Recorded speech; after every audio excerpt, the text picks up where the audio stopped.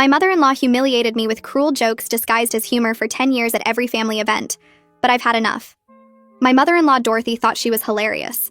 Every family gathering, she'd make jokes about my weight, my job, my cooking, my parenting, always followed by, "Lighten up, it's just a joke," when anyone looked uncomfortable. When I married her son Blake, she stood up at our wedding reception and said she was surprised Blake found someone willing to marry him for love instead of money since he didn't have any, then looked at me and said, "Oh, wait."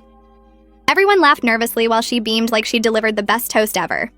For 10 years, Dorothy's jokes got worse.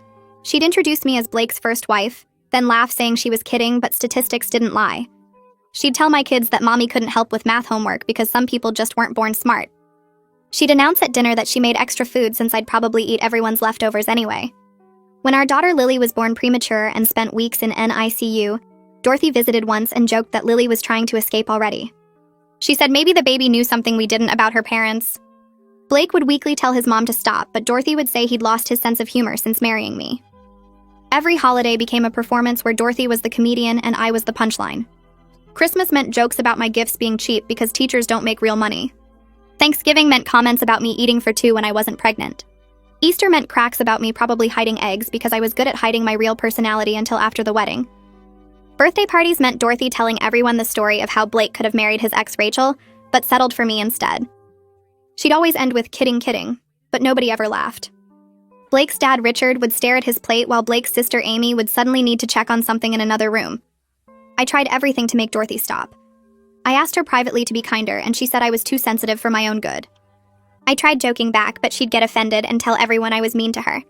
I tried ignoring the jokes, but she'd repeat them louder, thinking I hadn't heard.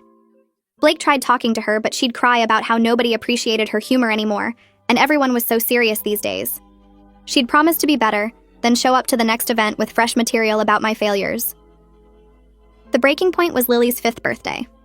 Dorothy arrived late and announced she'd been thinking about how Lily looked nothing like our family, so maybe the mailman was involved. She laughed at her own joke while 5-year-olds stared confused and other parents looked horrified.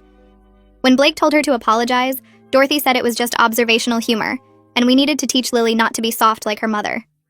That night, I decided to stop responding to Dorothy completely. Not silent treatment, just absolute non-reaction to anything she said that was meant to be funny. The next family dinner, Dorothy made her usual entrance with a joke about my outfit looking like I'd raided a donation bin. I continued cutting vegetables like she hadn't spoken. She repeated it louder. I asked Amy about her new job. Dorothy made another crack about my cooking, probably poisoning everyone. I kept stirring the pot while discussing the weather with Richard. Dorothy's face got red, but she kept trying. Every joke landed in silence from me while I had